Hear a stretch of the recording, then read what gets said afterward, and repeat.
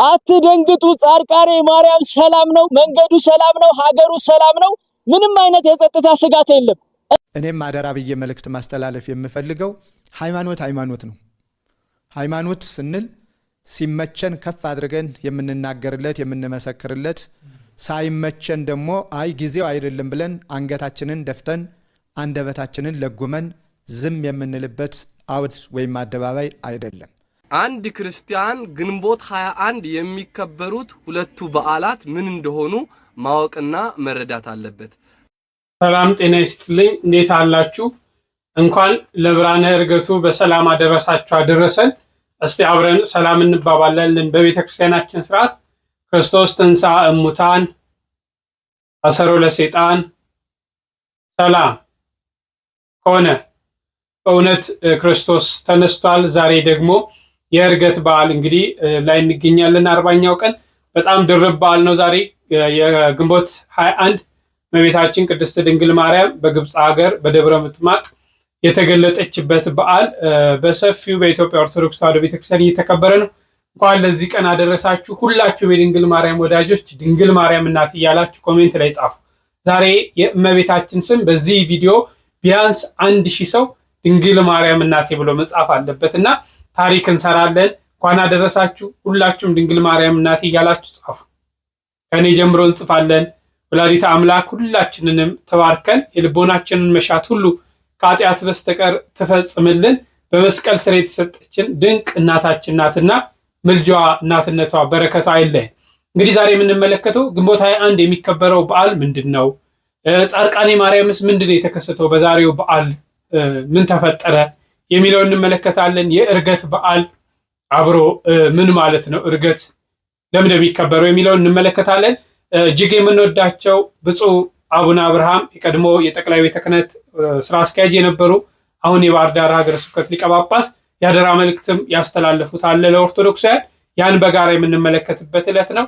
ይህ ቪዲዮ ለብዙዎች እንዲደርስ ሼር እያደረጋችሁ እንዲሁም ደግሞ ላይክ እያደረጋችሁ እንድትቆዩ ጠይቃለሁ። እስቲ ቀዳሚ ያደረግናቸውን ቪዲዮዎች ተመልክተን እንመለስ። እንኳን ለዕርገት በዓል በሰላምና በጤና አደረሳችሁ አደረሰን። እንደ ስንዷ ቅድስት ቤተክርስቲያናችን የቀመር አቆጣጠር ግንቦት 17 2015 ዓ.ም የጌታችን የአምላካችን የመድኃኒታችን የኢየሱስ ክርስቶስ የዕርገት በዓል መታሰቢያው ነው።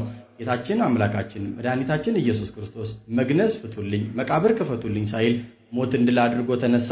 በተነሳም በ40ኛው ቀን ወደ ሰማይ አረገ። ለ12ቱ ሐዋርያት፣ ለ36ቱ ቅዱሳን አንስት፣ ለ72ቱ አርድእት ዕለት ዕለቱን ሲቀለጥላቸው ከቆየ በኋላ የሉቃስ ወንጌል ምዕራፍ 24 ከቁጥር 50 ላይ እንደምንመለከተው እስከ ቢታንያም ካወጣቸው በኋላ እጆቹን አንስቶ ሲባርካቸው እንዲህ አላቸው።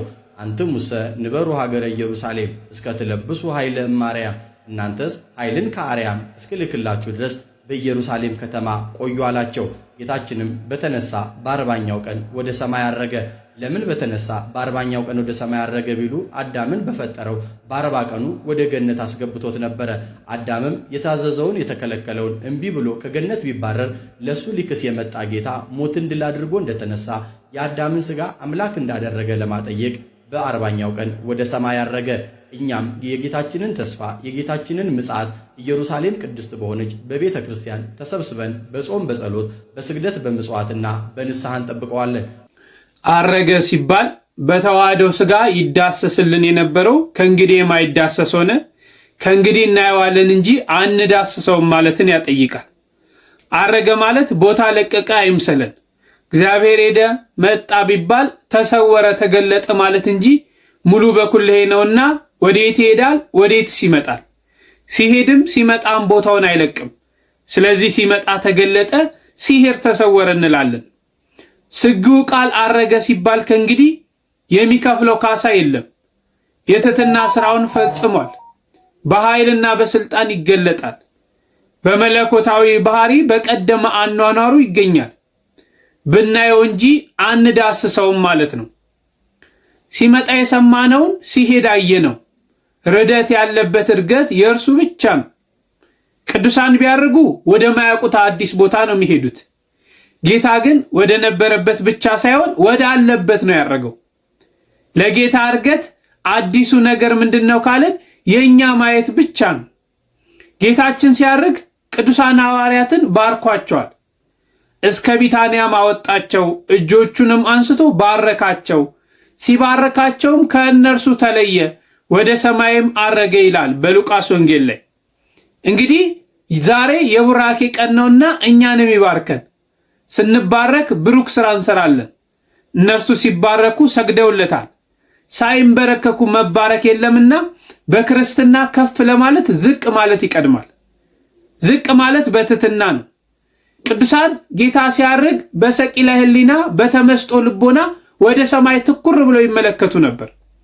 መባረክ ወደ ሰማይ ያሳያል። ስንባረክ ልባችንም መሻታችንን ከክርስቶስ ጋር ያደርጋል።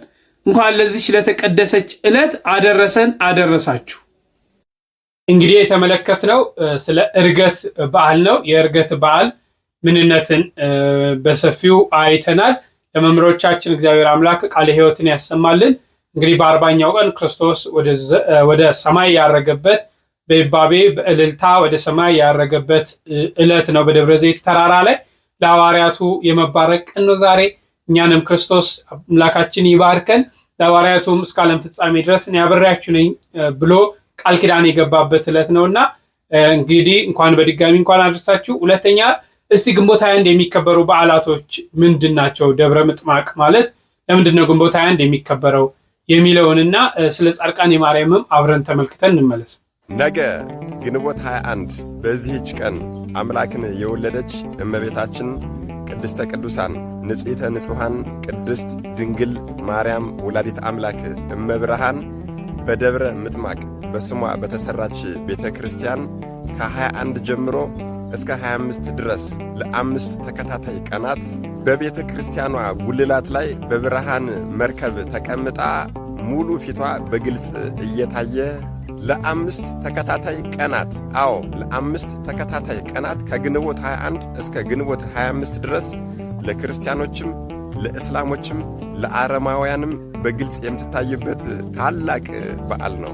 አደራ ይህንን ቪዲዮ በደንብ አድርጋችሁ ኮፒ ሊንክ በማድረግ እንድትተባበሩ እጠይቃለሁ። እጅግ በጣም ይገርማል። ብርሃንን የተላበሰች እናታችን ቅድስተ ቅዱሳን ቅድስት ድንግል ማርያም ግንቦት 21 ቀን ከመታየቷ ከመገለጿ በፊት አረማውያንም እስላሞችም ክርስቲያኖችም በአንድ ላይ ድንኳን ጥለው አጎበር ተክለው በተስፋ ይጠብቋታል። በዚህም ሰዓት ብርሃንን የተጎናጸፈች የልጇን ብርሃን የተጎናጸፈች እናታችን ቅድስተ ቅዱሳን ቅድስት ድንግል ማርያም በቀኝ በግራ በፊት በኋላ ቅዱሳን መላእክትን በነገዳቸው አስከትላ በየማዕረጋቸውና በየሥልጣናቸው ክንፋቸውን ዘርግተው እየቆሙና እየጋረዷት ትታያለች፣ ትገለጻለች። ቅዱሳን ሱራፌልም ማዕጠንታቸውን ይዘው ይመጡና ለንግሥትነቷ ይሰግዳሉ። በየመሃልም እንደዚህ እያሉ ያመሰግናሉ። አብ በሰማይ ሆኖ ተመለከተ፣ እንዳንቺ ያለም አላገኘም፣ አንድ ልጁንም ልኮ በአንቺ ሰው ሆነ እያሉ ያመሰግኗታል። ከዚያም ቅዱሳን ሰማዕታት በየማዕረጋቸው እየመጡ ይሰግዱላታል። በመጀመሪያ ሊቀ ሰማዕታት ቅዱስ ጊዮርጊስ በአምባ ላይ ፈረሱ እየከነፈ ይመጣና ከፈረሱ ወርዶ ለእናታችን ይሰግድላታል። ከዚያም ተከታዮቹ ሰማዕታት ይሰግዱላታል። ቀጥሎም በዱሪ ፈረሱ ሊቀ ሰማዕታት ቅዱስ መርቆሬዎስ ይመጣና ይሰግድላታል። ከዚያም ሰማዕታት በሙሉ ይመጣሉ፣ ይሰግዱላታል፣ ያመሰግኗታል። በመቀጠልም ጻድቃን በአንድነታቸው መጥተው በፊቷ ይሰግዳሉ፣ ያመሰግኗታል። ወደዚያ ወደዚህ እያሉ በፊቷ ይመላለሳሉ። ቀጥሎም ሄሮድስ የገደላቸው 144,400 የቤተልሔም ሕፃናት በፊቷ እየዘለሉ ይመጣሉ። አንዱ በአንዱ ላይ እየተቃቀፉ እየተዛለሉ ይሳሳቃሉ። በታች በምድር ሆነው የሚያዩት ክርስቲያኖችም አረማውያንም እስላሞችም በሰማይ የሄዱ እስከሚመስላቸው ድረስ እጅግ ደስታን ያገኛሉ። ምን ይሄ ብቻ! እናትና አባቱ የሞቱበት ወይም ደግሞ ዘመዶቹን የፈለገ ሞተውበት እነሱን ማየት የፈለገ ሰው ቢኖር እመቤቴ ሆይ እባክሽ እገሌን አሳይኝ በሚላት ሰዓት ቀድሞ በአካለ ሥጋ የነበረ መልኩንና አቋሙን አሲዛ አምጣ ታሳያቸው ነበር። ደግሞ መሐረባቸውን ወይም መጎናጸፊያቸውን ወደ ላይ ይወረውሩታል። እርሷም የወደደችውን ተቀብላ ትንሽ አቆይታ መልሳ ትልክላቸዋለች። ያችንም ለበረከት እያሉ ብዙዎቹ እየተካፈሉ ወደ ቤታቸው ይዘዋት ይሄዳሉ። እናታችን ቅድስተ ቅዱሳን ቅድስት ድንግል ማርያም እንደዚህ እየሆነች ለ5 ቀን ተከታታይ ለእስላሞችም ለአረማውያንም ለክርስቲያኖችም ትታያቸዋለች። እነርሱም ወደ ቤታቸው መሄድ በፈለጉ ጊዜ ዝቅ ብለው ሰግደውላት ተሰናብተዋት ወደ ቤታቸው ይሄዱ ነበር። እርሷም በምላሹ ትባርካቸው ነበር። ለእግዚአብሔር ምስጋና ይሁን። አምላክን በወለደች በእናታችን በእመቤታችን በቅድስተ ቅዱሳን በቅድስት ድንግል ማርያም አማላጅነትና ቤዛነት ጨርሶ ይማረን። ረድኤቷ፣ በረከቷ፣ ምልጃዋ፣ ፍቅሯ አይለየን። አሜን። ይቆይ። ግንቦት 21 ቀን የሚከበረው የእመቤታችን የቅድስት ድንግል ማርያም ዓመታዊ ክብረ በዓል የሚከበርበት ምክንያት በግብፅ በምትገኘዋ በእመቤታችን በቅድስት ድንግል ማርያም ስም በተሰራች ደብረ ምጥማቅ ቤተ ክርስቲያን ጉልላት ላይ ድንግል ማርያም ከግንቦት 21 እስከ ግንቦት 25 ለ5 ተከታታይ ቀናት ለሚያምኑም ለማያምኑም ትገለጽላቸው ስለነበር በዓሏን ያከብራሉ። እመቤታችን ቅድስት ድንግል ማርያም ከልጇ ከጌታችን ከኢየሱስ ክርስቶስ ጋር ወደ ምድረ ግብፅና ኢትዮጵያ በተሰደደች ጊዜ በአሁኑ ጊዜ ደብረ ምጥማቅ ተብሎ በሚጠራው ቦታ ላይ አርፋ ነበረ። ጌታችንም ቦታውን ባርኮ የእርሷ መገለጫ እንደሚሆን ቃል ኪዳን ገብቶላት ስለነበር ጊዜው በደረሰ ሰዓትም ደብረ ምጥማቅ ተገድሞ የበርካታ መነኮሳት በዓት ሆነ።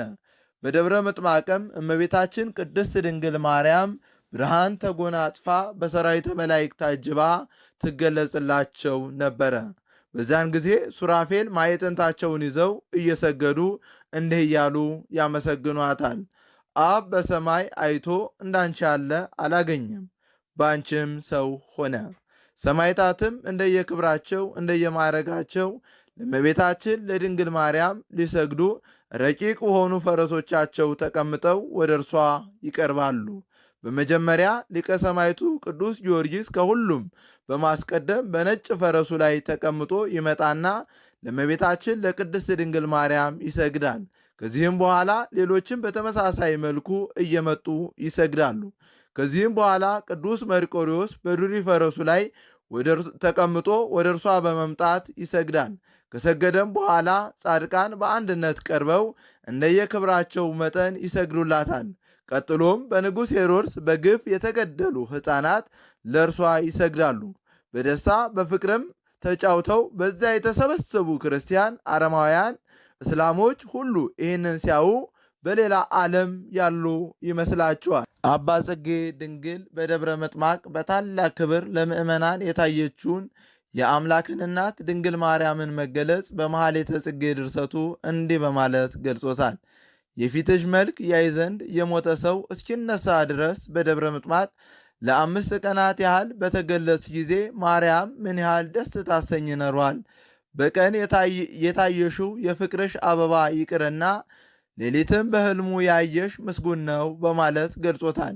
በደብረ ምጥማቅ ከተሰበሰቡ ሕዝብ መካከል እናትና አባት ዘመዶቻቸው እንዲሁም ባልንጀሮቻቸው የሞቱባቸውን ሰዎች አስነሽልን አሳይን ሲሏት እንደ ቀድሞ መልካቸው እያስነሳች ታሳያቸው ነበረ። ግማሾቹም መሐረባቸውን ወደ ላይ እየወረወሩ እሷም እየተቀበለች መልሳ ተወረውረላቸው ነበረ። መሐረቡንም ለበረከት ይከፋፈሉት ነበረ። የደብረ ምጥማቅና የአካባቢው ሰዎች እመቤታችን ድንግል ማርያምን ያዩባቸው ቀናት አረማውያን ያመኑበት፣ የበደሉ በምልጃ ቸርነት ምሕረት ያገኙበት፣ ያመኑ ደግሞ የተባረኩበት ዕለት ነበረ። ሕዝቡም እርሷን ተማጽኖ ለምኖ ያላገኘው አንዳችም ነገር አልነበረም። ነቢያት፣ ሐዋርያት፣ ጻድቃን፣ ሰማዕታት፣ ደናግል፣ መለኮሳት፣ መላእክት፣ ሊቃነ መላእክት ለድንግል ማርያም ሲሰግዱ ይታዩ ነበረ። ከዚህም በኋላ በዘመናት ይኖሩ የነበሩ ቅዱሳን የአምላክ እናት ለማየት ብዙዎች ተመኝተው መልክአ ማርያም ደራሲ አፄ ዘርዓ ያዕቆብ የአምላክን እናት ቅድስት ድንግል ማርያምን ፊቷን ለማየት ሽቶ ዘወትር የሚያበራ ፀሐይ ጌጥ ላደረገው መልክሽ ሰላምታ ይገባል። ፍቅርን የምትመርጪ አንቺ የምወድሽ ማርያም ሌላው የማይሰማው ነገር እነግርሽ ዘንድ አንድ ጊዜ የአንቺን ፊት ግለጭልኝ ወይንም አሳይ በማለት ተማጽኗል። ድንግል ማርያም ጸሎታቸውን ሰምታ ያሰቡትን ትፈጽም ነበር። ምኞታቸው ከተሳካ ቅዱሳን አባቶች መካከል አባ ይስሐቅ አንዱ ነው። ይህ ቅዱስ አባት እመቤታችን ቅድስት ድንግል ማርያም በፍጹም ልቦናው ይወዳት ስለነበረ ለ7 ዓመታት አምላኩን ክብርት እናቱን ያሳየው ዘንድ በጸሎት ተማጸነ። ዘወትር ከሰርክ ጸሎት በኋላ ሌሎች መነኮሳት ለመኝታ ወደ የበዓታቸው ሲሄዱ አባ ይስሐቅ ወደ ቤተ ክርስቲያን በመሄድ በቅድስት ድንግል ማርያም ስዕል ፊት ቆሞ 300 እየሰገደ ይማጸን ነበረ። ከስግደቱም ጋር ጌታ ኢየሱስ ክርስቶስ ሆይ ለአንድ ሰዓት እናትህን አሳየኝ እያለ ይማጸን ነበረ። በእንደዚህ ሁኔታ ለ7 ዓመት ከቆየ በኋላ እመቤታችን ቅድስት ድንግል ማርያም በታላቅ ግርማ ተገለጸችለት። የልቦናውንም መሻት ምን እንደሆነ ጠየቀችው። አባ ይስሐቅም የእርሷን ገጽ ያዩ ዓይኖቹ ሌላ ነገር ማየት እንደማይሹ ነገራት። ከተወደደ ልጇ ከጌታ ከኢየሱስ ክርስቶስ እንድታማልደውም ተማጸናት። ቅድስት ድንግል ማርያምም ልመናውን ተቀበለች። ከዚህም በኋላ የዕረፍቱ ቀን ከ3 ቀን በኋላ መሆኑን አሳወቀችው። ባርካውም ወደ ሰማይ በክብር አረገች። ይህ ቅዱስ አባት ይስሐቅም እርሷን ካየ ከ3 ቀን በኋላ አረፈ። ዛሬም በሰሜን ሸዋ ሀገረ ስብከት በሞጃና ወደራ በጻድቃኔ ደብረ ምጥማቅ ቤተ ክርስቲያን በታላቅ ድምቀት ግንቦት 21 ቀን ይከብራል።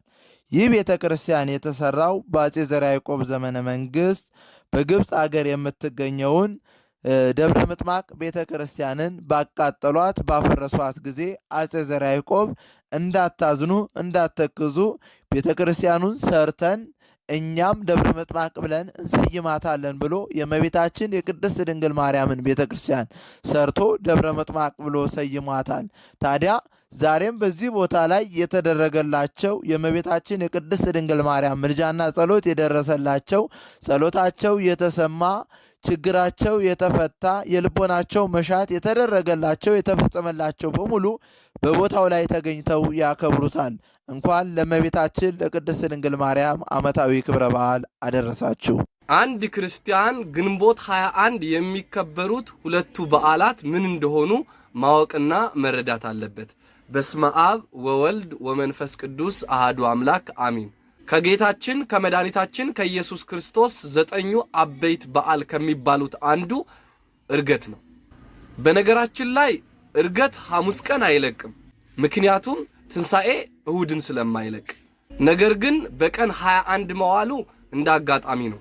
ይህ ማለት ሁሌ ግንቦት 21 አይውልም ማለት ነው። በዚህ በሐዋርያት ሥራ ምዕራፍ 1 ከቁጥር 9 እስከ 11 ስንመለከት እነርሱ እያዩት ከፍ ከፍ አለ፣ ደመናም ከዓይናቸው ሰውራ ተቀበለችው። እርሱም ሲሄድ ወደ ሰማይ ትኩር ብለው ሲመለከቱ ሳለ እነሆ ነጫጭ ልብስ የለበሱ 2 ሰዎች በአጠገባቸው ቆሙ። ደግሞ የገሊላ ሰዎች ሆይ ወደ ሰማይ እየተመለከታችሁ ስለምን ቆማችኋል?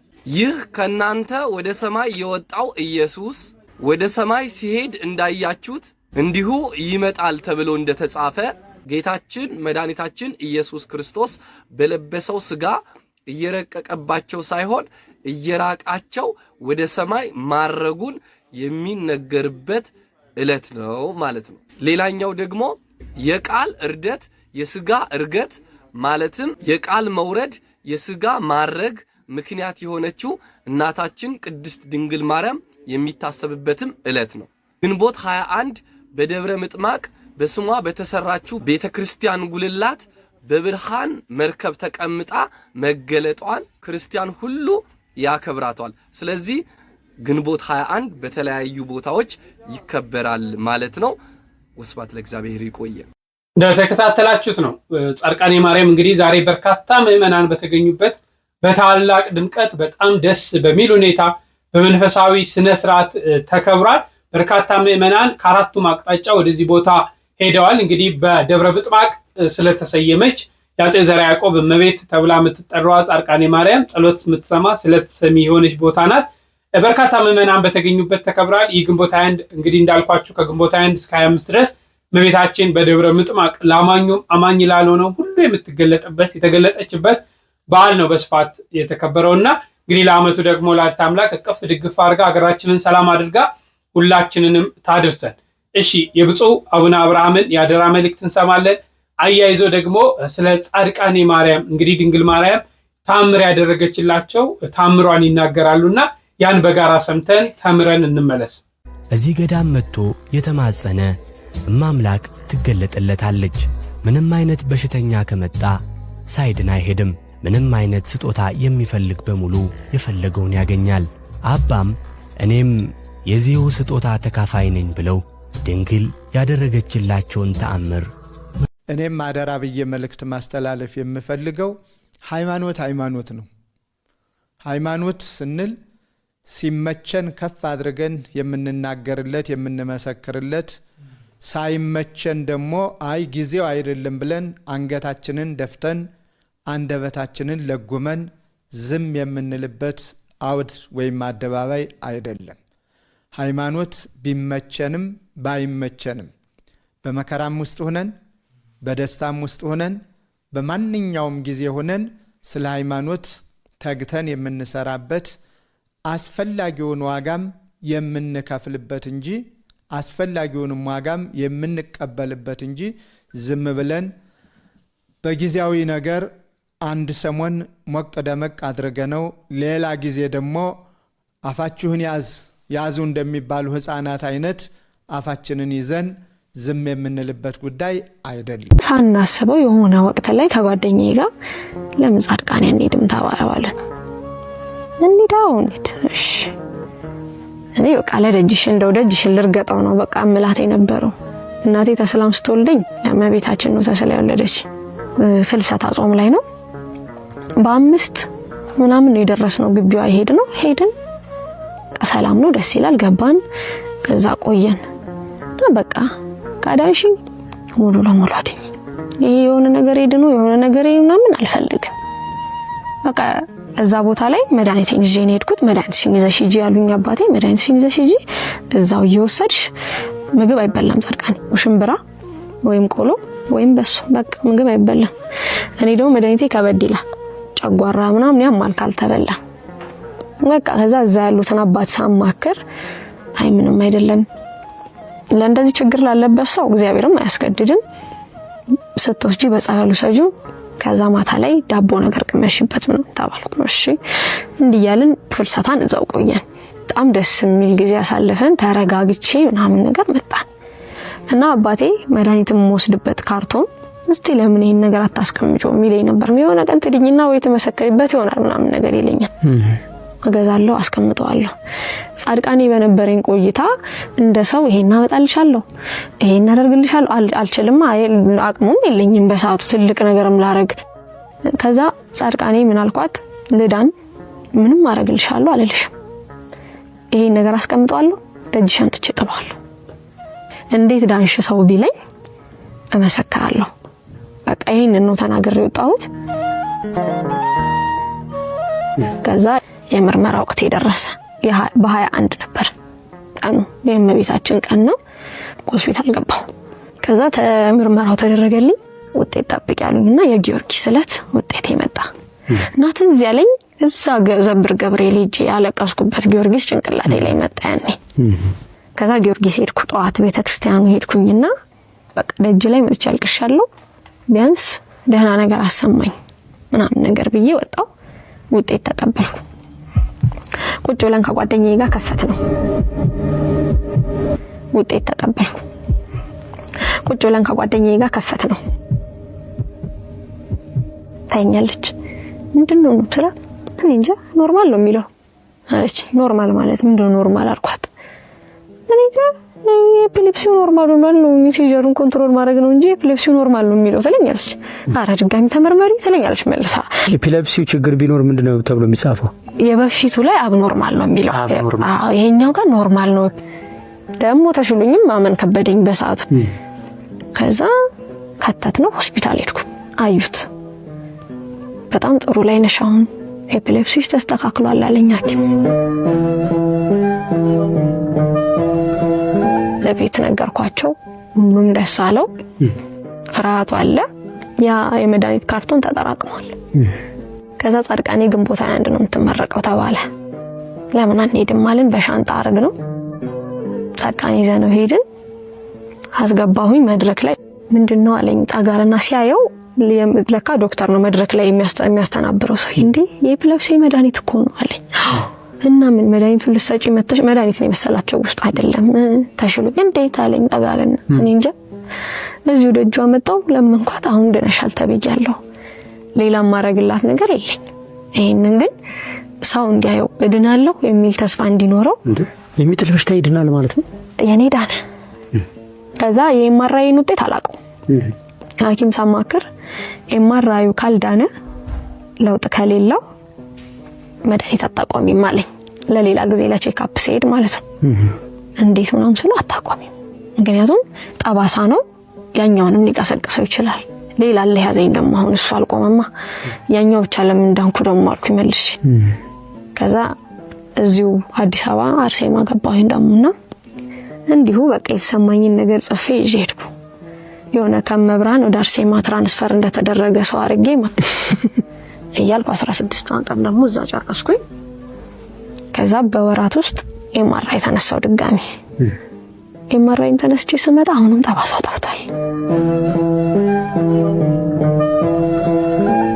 እግዚአብሔር ይመስገን። የሚገርም ነገር ነው በእናትሽ። አሜን። እግዚአብሔር ይመስገን። አሜን። እሺ ጠፋልኝ።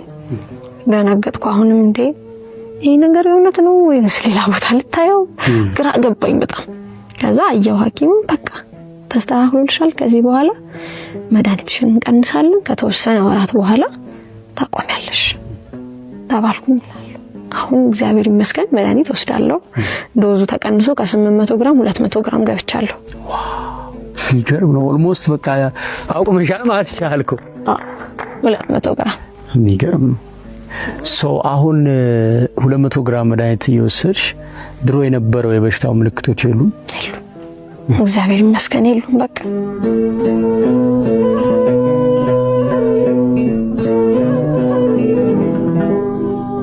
ዋናው የሚያሰጋኝ እኔ በህይወቴ መጣሉ ነው። ለምን ቦታ አይመርጥ፣ በቃ ክፉ ነገር ነው። እሱን ነው የምፈራው የነበረው፣ እሱ የለም ምንም። አሁን በቃ በጣም ደህና ነኝ የምልበት ስቴጅ ላይ ነኝ ያለሁት። እግዚአብሔር ይመስገን። ለብፁዕ አባታችን ቃለ ሕይወትን ያሰማልን፣ በእድሜ በጸጋ ይቆይልን። ሁላችንም ያደራ መልእክቱን እንቀበላለን ብዬ አስባለሁ፣ ግዴታችንም ነው። እመቤታችን ደግሞ የልጅቷን ጎደሎ የሌሎችንም ጎደሎ የምትሞላ እናት ናት። የሁላችንንም ጎደሎ ትሙላን። በድጋሚ እንኳን አደረሳችሁ አደረሰን። በሌላ መርሃ ግብር እስክንገናኝ ሌሎች መረጃዎችን ይዤላችሁ መልሳለሁ። እስክንገናኝ ድረስ ቸርን ሰንብት።